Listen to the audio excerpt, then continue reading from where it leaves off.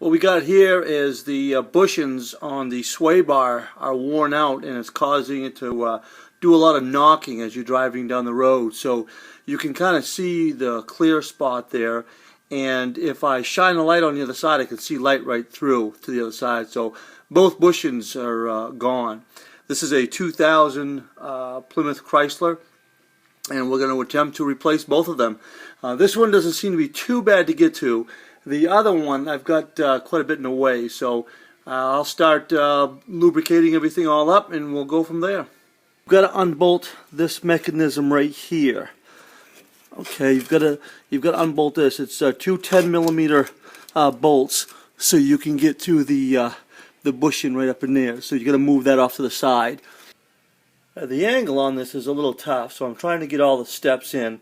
Just sprayed this all down with some penetrating oil. I'm going to let that settle a bit, and then I'm going to get on there with the impact and try to pop that off. Now if you can see in there, you'll see that I have the bracket disconnected right there.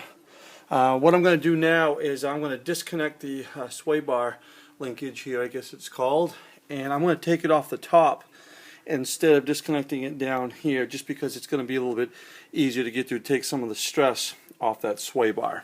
Now that made a huge difference, taking that stabilizer arm off there. My bracket's falling right out, and I just touched it. So there's the bracket that holds the bushing in, and I saw a crack on the back side of that I should be able to, yeah, right there, I should be able to just peel that right off. What I'm going to do now is kind of clean that all up, and I need to go pick up a bushings. Okay, this one is all set. This one was a little trickier. I had to put a little heat on this one to get it out, and to do that I had to not only disconnect this, but had to drop it down. That some sort of unit there that I told you earlier that was kind of in the way. So the sway bar is now all loose. The old ones are kind of worn right out. You can see physically they're all worn out. Here are the new ones right here, and they cost me about 16 bucks for the pair. This is the brand Moog, I guess it is, and let's see, there's the part number that I have, the bushing kit. So one of the things it shows you in the directions is to make sure, holding the camera while I'm doing this, that when you put this back in, that this slot right here is in this direction, and it's pretty obvious when you try to put this on because it doesn't really fit any other way other than right there. So just pay attention when you go to put this in, that slot is right there, and it says that right in the directions that come with it. So there it is, success. The bushing is all in, all tightened down. As you can see, I had to use a new bolt. I used heat to take the old one off, and it wasn't worth putting back on. So it's such tight quarters, I didn't want to mess around, so I put a new bolt in. The unit there that goes into the fuel system, I got that all put back in as well. I also put new sway bar linkage in as well, so let me see if I can show this to you. So you want to take that off.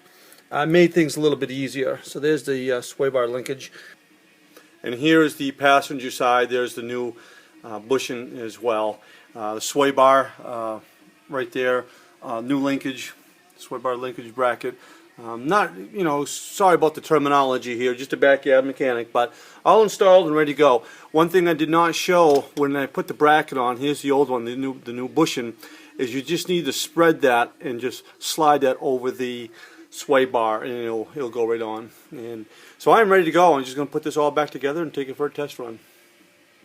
Success after replacing both bushings and sway bar linkage. Goes down the road very nice. Sway bar linkages was about $55 and the bushings were about $15. So pretty good deal, no problems, so I'm ready for the next project.